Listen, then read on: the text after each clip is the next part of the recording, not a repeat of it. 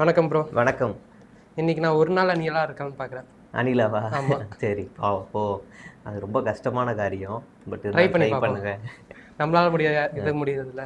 எங்கள் விஜய் அண்ணாவும் எங்கள் விஜய் அண்ணோட ஃப்ரெண்டும் வந்தது. நீங்கள் ஏன் அப்படி ரொம்ப மோசமாக போர்ட்ரேட் பண்ணுறீங்க? ஃப்ரெண்டாக கூட தானே வராங்க. நம்ம ஃப்ரெண்ட்ஸாக கூட போவோம்ல ஒரு ஃப்ரெண்டு கூட.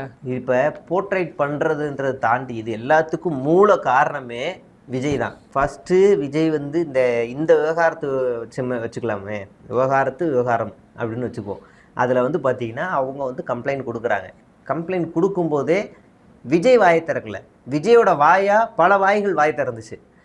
என்ன சொல்கிறாங்கன்னா, எங்கள் அண்ணன் வந்து பாவம், ஏன் எலெக்ஷன் நேரத்தில் வரீங்க, வீணா அவரோட பர்சனலில் தலையிடுறீங்க, வேற யாரோ ஒருத்தர் சம்மந்தமே இல்லாமல் ஒருத்தரை நீங்கள் வந்து சேர்த்து வைக்கிறீங்க, அப்படிலாம் ஒன்றும் கிடையாது, அவர் நல்லவர், அவர் வல்லவர், அவர் நாளும் தெரிஞ்சவர், அவர் ஒரு கேசவ விநாயகம் மாதிரி அப்படி இப்படின்னு பேசினாங்க. உருட்டுன்னு உருட்டுனாங்க. முட்டுனாலும் முட்டு அப்படி கொடுத்தாங்க. பர்சனலாகவே ஆக்கிட்டாங்க அதை. ஆனால் அது பர்சனல் கிடையாது.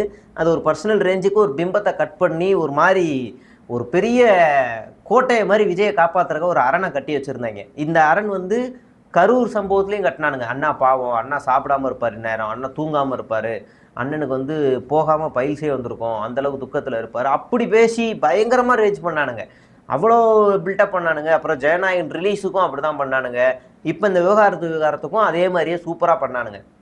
என்ன ஆயிடுச்சுன்னா, இந்த கோட்டையெல்லாம் வெளியிலேருந்து ஒருத்தன் உடைச்சா பரவாயில்ல, அண்ணனே உடச்சிட்டு வெளியில் வராரு. அண்ணனே உடச்சிட்டு எந்த ஹீரோயின் வந்து பேசுகிறாங்களோ அவங்களுடைய வராரு. ப்ரோ ஒன்றா வரல, தனித்தனி காரில் தானே வந்தாங்க. நீங்கள் சும்மா தனித்தனி காரில் கூட வரல. அவங்க தனித்தனி மண்டபத்துக்கு போனாங்க. பக்கத்து மண்டபம்.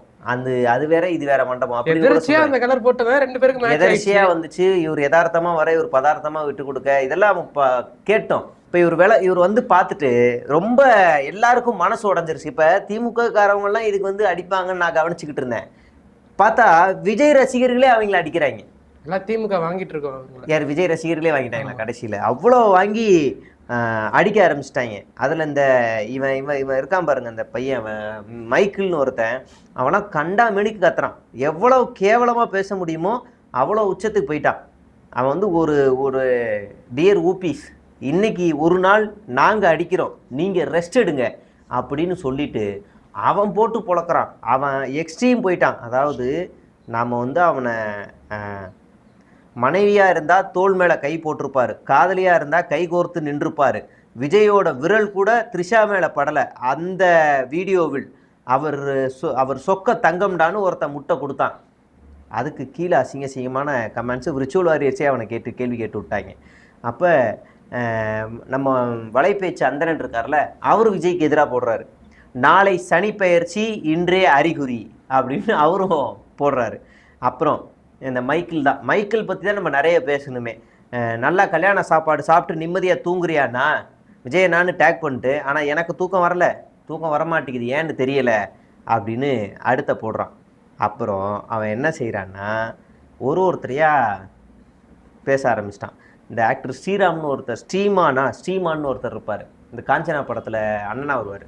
அவர் வந்து கைத்தட்டுற சிம்பிளும் ஃப்ரெண்ட்ஸாக கூட இருக்கலாமேன்னு ஒரு ட்வீட் போட்டார். அதுக்கு நீ எல்லாம் காசுக்காக தான் அவர் கூட ஃப்ரெண்டாக இருந்திருக்க, உண்மையான நண்பனாக இருந்தால் சங்கீதா அண்ணியை சேர்த்து வச்சுட்டு இங்கே வந்து முட்டு கொடு, இல்லை பொச்சை சாத்திக்கிட்டு பொம்பிரு வெறியில் இருக்கேன், போயிரு வெறியில் இருக்கேன் அப்படின்னு அவருக்கு ஒரு அசிங்கமான ஒரு ட்வீட்டை போட்டான்.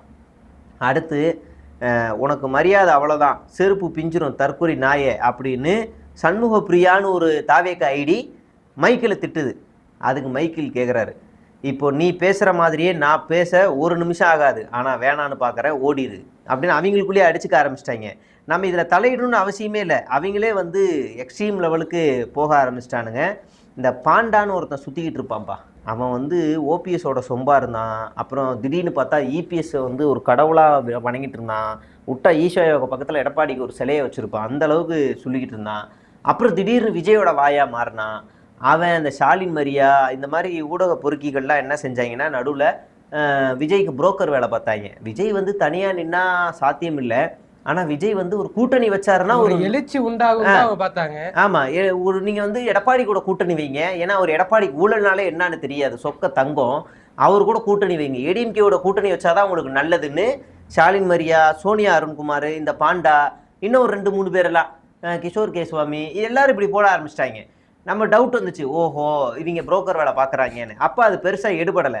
அதுக்கப்புறம் விஜய்க்கு எதிராக ஜனநாயகன் படத்தை முடக்கிறாங்க, விஜய்க்கு எதிராக ஏதோ சதி நடக்குது, விஜய்க்கு எதிராக நெரேட்டிவ் செட் பண்ணுறாங்க, விஜய்க்கு எதிராக அப்படி பண்ணுறாங்கன்னு விஜயோட வாயாவே மாறிட்டான்.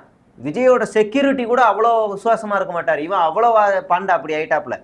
இப்போ த்ரிஷா கூட வந்ததில் இவனுக்கு என்ன எரிச்சல்னு தெரியல. ஆனால் த்ரிஷா அந்த வீடியோ பார்த்தோன்னே வாழ்கன்னு ஒரு போஸ்ட்டை போட்டான். குத்துன்னு குத்துனாங்க இல்லை தாவேக்கா நிர்வாகிங்க எல்லாரும், நீ இதுக்கு வாழ்கன்னு போடுவியா, நாசமாக போனோன்னு அடி கிழிச்சு விட்டாங்க. அப்புறமா இனி தாவேக்காவால் தமிழக மக்களுக்கு எந்த பயனும் இல்லை, தலைவன் சரியில்லாத கட்சி மக்களுக்கு ஒரு துரும்பை கூட கிள்ளி போட போவதில்லை. இத்தனை தொண்டர்களின் நம்பிக்கையாக இருக்கும் விஜய் அவ்வளவு பேரையும் அலட்சியப்படுத்தி தனக்கு பிடித்ததை மட்டும் பேசுகிறார் என்றால் நாளை தமிழக மக்கள் நாட்டு மக்களுக்கு இதையேதான் செய்ய காத்திருக்கிறார். அரசியல் என்பது பொதுவாழ்வு, அதை வாழ அவரால் முடியாது என்பதை நேற்று இரவு நிரூபித்து விட்டார் விஜய். இவரை நம்பி ஆட்சி அதிகாரத்தை கையில் கொடுக்க இனியும் மக்கள் தயாராக இல்லைன்னு இவன் கடிக்க ஆரம்பிச்சிட்டான். இவன் கடிக்க ஆரம்பித்தோடனே அடுத்து நிறைய பேர் போட ஆரம்பிச்சிட்டாங்க. இந்த மிஸ்டர் எக்ஸ்பைரின்னு ஒருத்தர் இருக்கான், அவன் டபுள் கேம் ஆடுவான். நீ விளக்கம் கொடுன்னுவான் விஜயை, இன்னொரு பக்கம் நீ அவர் நல்லவருன்னுவான். நீங்கள் விளக்கம் கொடுத்தாதான் இங்கே எல்லாமே சரியாகும்னுவாங்க, அப்படி இந்த பக்கம் இந்த வேலையை பண்ணுவான். கொஞ்ச நாளைக்கு முன்னாடி இந்த நியூஸ் சேனல்லாம் ட்ரோல் பண்ணாங்கல்ல, அதில் ஜேடி ட்ரோலை தலைமறைவு. ஜேடி ட்ரோல் இப்போ எங்கன்னே தெரியல. ஜேடி ட்ரோல் அப்ஸ்காண்டு, அந்த ஐடி ரொம்ப மாஃபிங்கில் பேர் போன ஐடி. அவன் இப்போ ஆளை காணும். அவன் இருந்திருந்தானா இன்றைக்கி அவன் எந்த வாயா பேசியிருப்பானே தெரியாது, இல்லைன்னா வேறு ஏதாவது ஐடியில் இயங்குறானான்னு தெரியாது. இப்போ இவங்களுக்குள்ளேயே அடிச்சுக்க வச்சிட்டாங்க. விஜய்க்காக ஒரு நாள் முழுக்க அவன் வேலை செஞ்சான் இணையதளத்தில்.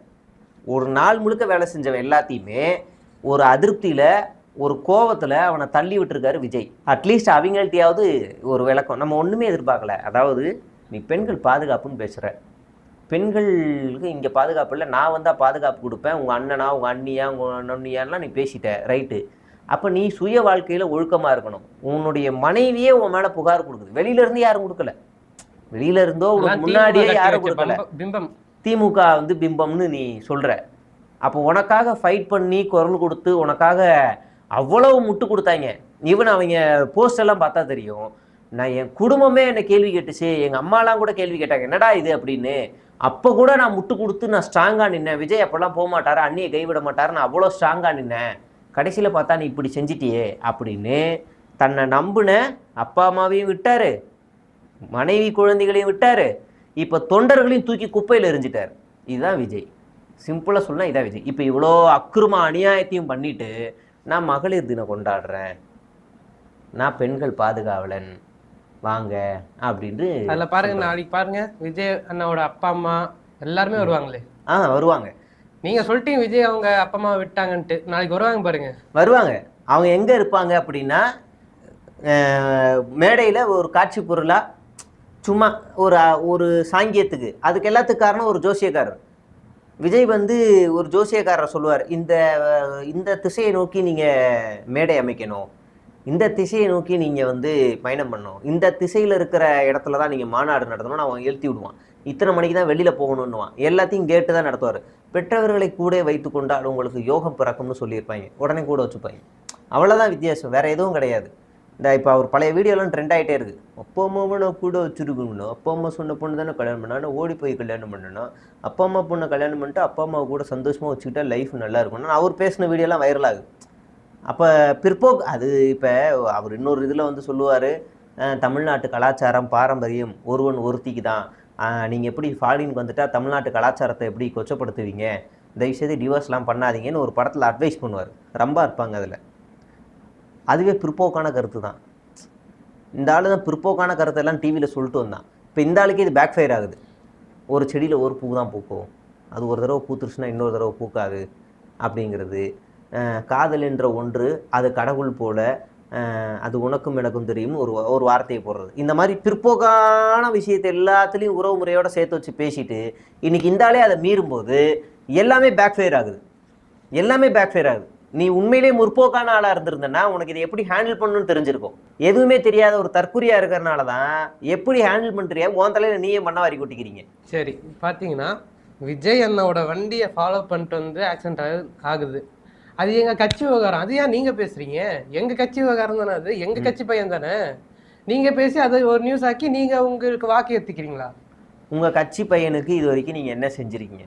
செத்த குடும்பத்துக்கு 20 லட்சம் அது கொடுக்குறேன்னு பர்சனலா போய் பார்ப்பாங்க ப்ரோ. வழக்கு சிபிஐயில் இருக்கு.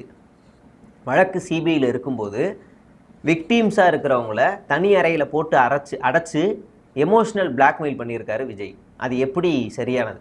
சிபிஐ இந்த கோணத்தில் இப்போ காலில் விழுந்து அழுதுருக்காரு. அது ஒரு வகையான எமோஷனல் பிளாக்மெயில் தான். இப்போ நீங்கள் வேற பொண்ணை கல்யாணம் பண்ண போறீங்க, அந்த பொண்ணு வேற ஒரு சாதியில் இருக்கு. இப்போ உங்கள் அம்மா வந்து அவன் கல்யாணம் பண்ணா நான் செத்துருவேன் அப்படின்னு சொல்றது எமோஷனல் பிளாக்மெயில் தானே. அப்படிதான் இது. நான் உங்களை பார்க்க வரல, நான் மன்னிச்சிருங்க, நான் கண்டிப்பாக வரேன், நான் கரூர் பக்கம் வந்தேன்னா உங்கள் வீட்டுக்கு வந்து சாப்பிட்டு தான் போவேன், கை நினைச்சிட்டு தான் போவேன்னு அழுதுருக்கீங்க. சேலம் போனீங்க போகலை, ஈரோடு போனீங்க போகலை, திருச்சி போனீங்க போகலை, கரூர் போனால் தான் போவீங்க. கரூர்லேருந்து சேலத்துக்கும் பெரிய டிஸ்டன்ஸ் இல்லை, ஈரோடுலேருந்து கரூருக்கு பெரிய டிஸ்டன்ஸ் கிடையாது. கரூர்னு ஒரு மாவட்டத்தை தமிழ்நாடு முழுவதும் பேசும் பொருளாக்குனா இவர். சரி, அடிப்பட்ட குடும்பத்துக்கு இப்போ வரைக்கும் போய் காசு கொடுக்கவே இல்லை. இந்த கரூர் ஸ்டாம்பர்டில் அடிப்பட்ட ஒரு குடும்பத்துக்கு கை கால் உடஞ்சி இந்த பையனுக்கு இங்கெல்லாம் சதெல்லாம் பேர்ந்து மிக மோசமான அளவில் அடிப்பட்டவங்களுக்கெல்லாம் இன்றைக்கி வரைக்கும் தாவேக்கா சார்பாக காசு போய் கொடுக்கல. ஒன்று. ரெண்டாவது, இந்த ஹீட் ஸ்ட்ரோக் ஆன பையனுக்கும் அவனுங்களுக்கும் எந்த ஒரு நிவாரண நிதியும் போய் சேரலை. இப்போ கடைசியாக அடிப்பட்டு ஆக்சிடென்ட்டில் அடிப்பட்டு மூளை அடிப்பட்டு பின்னாடி முதுகெலும்பு உடஞ்சவனுக்கும் எந்த ஒரு நிதியும் கட்சி சார்பாக போய் எதுவும் போய் சேரலை. திமுக பண்ண சதி, அவங்க காவல் வாகனத்தை பின்னாடி ரிவர்ஸ்ல வேகமா பின்னாடி வந்துச்சு. அந்த ரோடு வந்து வழக்கமாக இப்படி இருக்கும், அன்னைக்குன்னு பார்த்து இப்படி இருந்துச்சு. என்ன கதையெல்லாம் கட்ட முடியுமோ கட்டட்டும். ஏதோ ஒன்று அவன் அடிபட்டிருக்கான்ல, அது சட்ட ரீதியாக சந்தி, ஏதோ ஒன்று திமுக சதினே வை. அவன் இன்னைக்கு அடிபட்டிருக்கான்ல, அவன் கூட நிற்க வேண்டியது யாரு? அவன் கூட நிற்க வேண்டியது யார்? மனசாட்சியோடு சொல்லணும். திமுக சதினா திமுக காரன் போய் நிற்கணுமா? எவ்வளோ மோசம். இப்போ உன் வீட்டில் ஒரு ஆள் அடிபட்டிருக்கான்னு வச்சுக்கோடா, உன் வீட்டில் அப்பாவோ உன் தம்பியோ இதே மாதிரி விழுந்துட்டான், ஹாஸ்பிட்டலில் இருக்கான். ஒரு நாள் முழுக்க ஹாஸ்பிட்டலில் அலைஞ்சு பாருங்களேன், அது நம்மளை உளவியலாகவே ஒரு மாதிரி ப்ரெஷர் ஆக்கிரும். அந்த ஸ்கேனடு, இந்த ஸ்கேனடு, அந்த டெஸ்ட்டு, அங்கே போய் பாரு, ஓபி வாங்க, அந்த டாக்டரை பாரு, இங்கே போய் அட்மிட் பண்ணு, இது குளுக்கோஸ் வாங்கிட்டு வா, மெடிக்கலுக்கு போயிட்டு வா, அலைய விட்டுருவாங்க. நீங்கள் கவர்மெண்ட்டோ ப்ரைவேட்டோ எந்த ஹாஸ்பிட்டல் போனாலும் இதுதான் ப்ரொசீஜர். அதை மாற்றவே முடியாது. நம்ம தான் அலைஞ்சாகணும், பேஷண்ட்டுக்காக கூட இருக்கவும் அலைஞ்சாகணும். அப்போ அந்த வயசான அப்பா அவர் அவங்க 2 பசங்களுக்காக அவர் எப்படி அலைஞ்சிருப்பாருன்னு யோசிங்க. எவ்வளோ அலைஞ்சிருப்பார். எவனாவது ஒருத்தன், ஒன்றும் இல்லைங்க, எனக்கு அடிபட்டுச்சு, ஒரு 5 ஃப்ரெண்ட்ஸ் வந்தாங்க. ஒருத்தன் என்னை ஸ்ட்ரக்சரில் வச்சுட்டு என்னை போய் ஸ்கேன் எடுக்க போனான். ஒருத்தன் எனக்கு சாப்பாடு ஜூஸ் வாங்க போனான். ஒருத்தன் மெடிக்கலில் போய் பில்லு வாங்கிட்டு வந்தான். இன்னொருத்தன் டாக்டர்கிட்ட போய் என்ன ஆச்சுன்னு கேட்குறான். இதுதான் ஃப்ரெண்ட்ஸ், இதுதான் உதவி. இந்த உதவியை இந்த ஒரு மனிதநேயம் கூட அந்த கட்சியில் இருக்க எவனுக்குமே இல்லை. இந்த மனிதநேயம் கூட இல்லை. ஒரு 10 பேர் அந்த இடத்துக்கு போயிருந்தான்னா அவங்க அப்பாவுக்கு பெரிய உதவியாக இருந்திருக்கும். ஒரு 10 பேர் 1000 ரூபா போட்டிருந்தா கூட அந்த அப்பாவுக்கு பெரிய உதவியாக இருந்திருக்கும். அவங்க அப்பா பால் போடுறாரு, ஒரு பால் பாக்கெட்டுக்கு 3 ரூபா வரும். எனக்கு தெரிஞ்சு 3 ரூபா சென்னையிலேயே. ஒரு பால் பாக்கெட்டுக்கு 3 ரூபான்னா ஒரு நாள் முழுக்க ஒரு 100 பால் பாக்கெட் போட்டான்னா எவ்வளோ வரும்? 300 ரூபா வரும். 100 பால் பாக்கெட்டுக்கு 300 ரூபா தான் வரும், அவ்வளோதான் வரும். அப்போ அவர் எத்தனை பால் பாக்கெட் போட்டு ஒரு 1000 ரூபா 2000 ரூபா சேர்க்கணும்? இப்போ கணக்கு போடுங்க. கடையாக வீடாக போய் பையில் இறங்கி போட்டு நினச்சி பார்க்கவே கஷ்டமாக இருக்கும். அவர் இப்போ லட்சக்கணக்கில் செலவு பண்ணி அவங்க பையனை காப்பாற்றணும். இப்போ இந்த கட்சி நினச்சா லட்சங்களை ஈஸியாக புரட்ட முடியுமா? முடியாதா?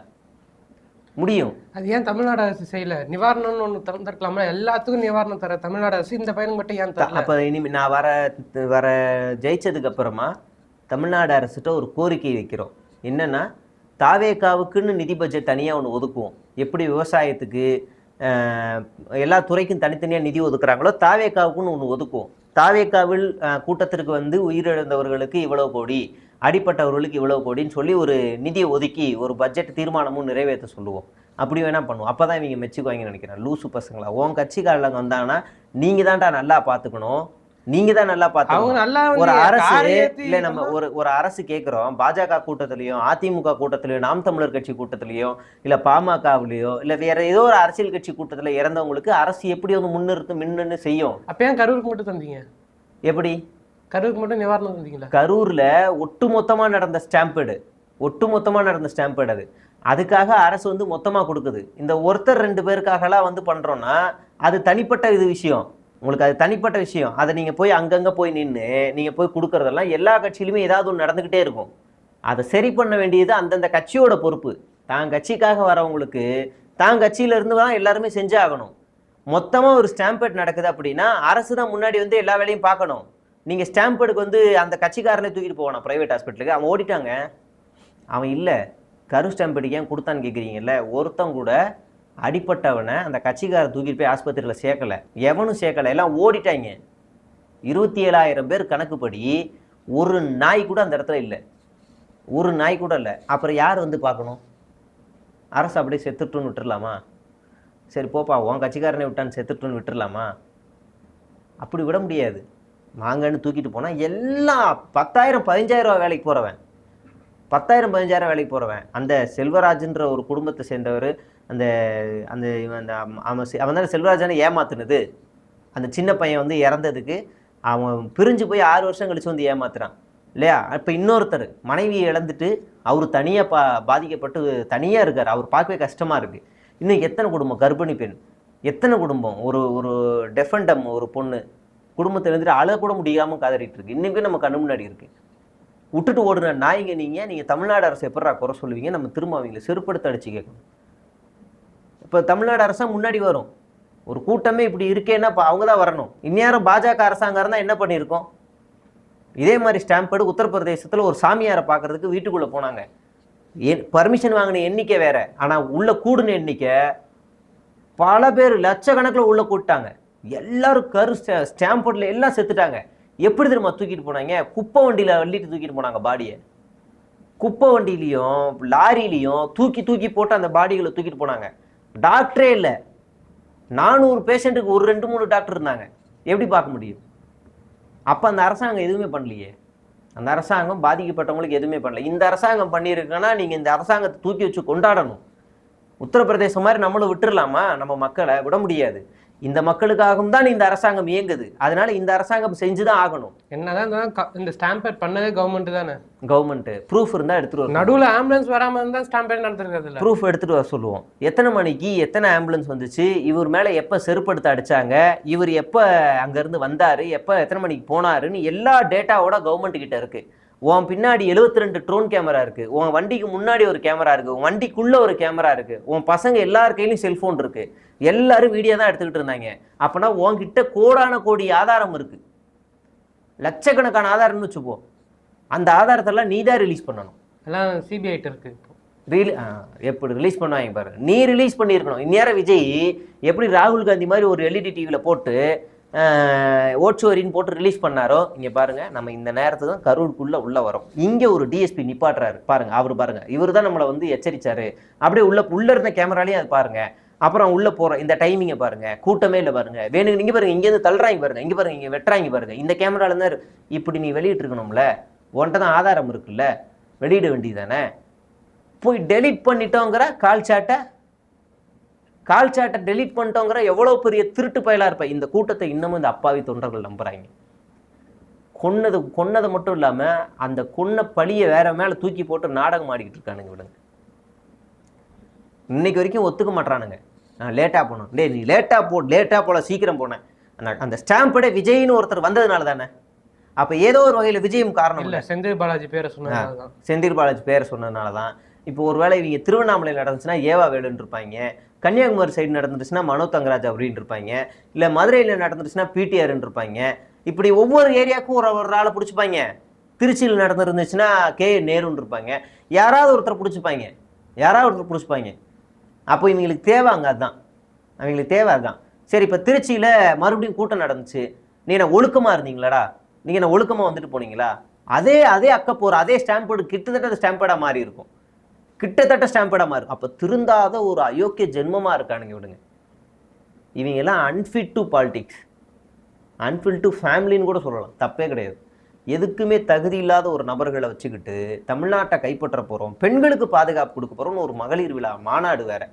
இதில் இந்த வெக்கக்கேடுக்கு இவங்கெல்லாம் உண்மையிலே இவங்கெல்லாம் தமிழ்நாட்டோட சாபக்கேடு, நவீன ஆர்எஸ்எஸ் இவனுங்க. அப்படிலாம் சொல்லாதீங்க ப்ரோ. இப்போ பாருங்க, ரேஷன் கடையில் பெண் இடையாளர்கள் பெண் தான் இது பண்ணணும் அப்படின்ட்டு ஒரு சட்டம் கொண்டு வர போறாருங்க அண்ணன். இப்போது இதெல்லாம் நம்ம உடைக்கிறதுக்கான வேலையை தமிழ்நாடு அரசு முயற்சி செய்யுது. இப்போ கவர்மெண்ட் ஸ்கூலில் பார்த்தீங்கன்னா, கவர்மெண்ட் ஸ்கூலோ கவர்மெண்ட் காலேஜோ கவர்மெண்ட் யூனிவர்சிட்டிலாம் பார்த்தீங்கன்னா ஆணும் பெண்ணும் சமமாக பழகுவாங்க, பேசுவாங்க. ஒருத்தர் எடுத்துகிட்டு வர டிஃபன் பாக்ஸை 2 பேரும் பகிர்ந்து சாப்பிடுவாங்க. இந்த பொண்ணோட ஹோம்ஒர்க் அவன் எழுதி கொடுப்பான், அந்த பொண்ணுக்கு வந்து அந்த பொண்ணை வீட்டுக்கு போய் பத்திரமா விடுவான். ஒரு உளவியலாவே ஒரு ஆண் பெண்ணுக்கு எப்படியான உறவு இருக்கணும் அப்படின்னு தெரியும். இப்போ என்ன உதாரணமாக எடுத்துக்கிட்டிங்கன்னா, நான் படிக்கும் போது ஒரே ஒரு பொண்ணு தான். நாங்கள் மொத்தம் 7 பாய்ஸு. அந்த ஒரு பொண்ணு எங்கள் 7 பேருக்கும் சொல்லித்தரோம், அக்கௌண்ட் சொல்லித்தரோம். அந்த ஒரு பொண்ணு எல்லாருக்கும் சொல்லித்தரோம். இன்றைக்கும் அந்த பொண்ணு வீட்டுக்கு நாங்கள் போனோன்னா அவங்க அப்பா அம்மாவும் எங்களை பார்த்தா அழுவாங்க. என் பிள்ளைங்க வந்துருச்சுன்னு ஓடி வந்து கட்டி பிடிப்பாங்க. அந்த உளவியலை ஏற்படுத்தி கொடுத்தது அரசு கல்லூரி தான். அரசு கல்லூரி தான் ஏற்படுத்தி கொடுத்துச்சு. அந்த பொண்ணு கல்யாணத்தை நாங்கள் எல்லோரும் நின்று சூப்பராக நடத்தணும், செம்மையாக நடத்தி கொடுத்தோம். இன்றைக்கி அந்த பொண்ணு ஃபாரினில் இருக்குது. இது உளவியலாக இருக்குது. ப்ரைவேட் காலேஜஸ் இருக்குல்ல, பொண்ணும் பையனும் பேசக்கூடாது, பொண்ணும் பையனும் பேசினா ஃபைனு, 2 பேர் லவ் பண்ணால் முடிஞ்சு 2 பேரண்ட்ஸை கூப்பிட்டு வந்து இவங்க பெரிய துரோகமே பண்ண மாதிரி பண்ணுவானுங்க. பெண்ணுக்கு தனி படிக்கட்டு, ஆணுக்கு தனி படிக்கட்டு. பெண் அதுவும் இந்த சத்தியபாமாலெல்லாம் வெளியவே ஒருத்தன் புடனி பின்னாடி பார்த்துக்கிட்டே இருப்பான். அவன் வேலையை பார்க்கறது தான், அவன் வேலையை பார்க்கறான். எவனாவது கழுத்து திரும்புதா? எக்ஸாம் டைமில் பறக்கும் படை பார்த்துருக்கோம். நார்மல் டைம்ல இவங்க இப்படி தான் பார்த்துக்கிட்டே இருப்பாங்க. சத்தியபாமால அப்படியே பார்த்துக்கிட்டே இருப்பாங்க. சத்தியபாமா மட்டும் இல்லை, இன்னும் நிறைய காலேஜில் லைட்டாக திரும்பினா வெளியே வா டக்குன்னு தூக்குன்னு தூக்கிட்டு போயிடுவாங்க. உடனே ஃபைனு, அட்டுழியம் பண்ணுறது. மல்லிகைப்பூ வைக்கக்கூடாது, தங்கத்தில் செயின் போடக்கூடாது, ட்ரெஸ்ஸை ஃபார்மல்ஸில் போடணும். எவ்வளோ அட்டுழியம் பண்ண முடியுமோ பண்ணுவானுங்க இல்லையா? இவ்வளவும் பண்ணுறானுங்க. நாம் என்ன சொல்கிறேன்னா, கழிப்பறையை தவிர ஆணுக்கும் பெண்ணுக்கும் இங்கே தனித்தனி அறையும் தனித்தனின்னு எதுவுமே இருக்கக்கூடாதுங்கிறோம். கழிப்பறையை தவிர. அது எப்படிடா நீ வந்து சொல்லுவீங்க? இந்த மாதிரி நீ ரேஷன் கடையில் நீ இதில் என்ன குத்தத்தை கண்டுபிடிச்சிட்ட? நீ ரேஷன் கடையில் இருக்கிற உண்மையிலேயே நீங்கள் நட்பாக பழகிட்டு இருக்கிற பெண்களும் ஆண்களும் நீங்கள் போய் நாளைக்கே போய் மார்ச் 8 மகளிர் தினத்தில் விஜயோட வீட்டை முற்றுகையிட்டு போராட்டம் நடத்தணும்.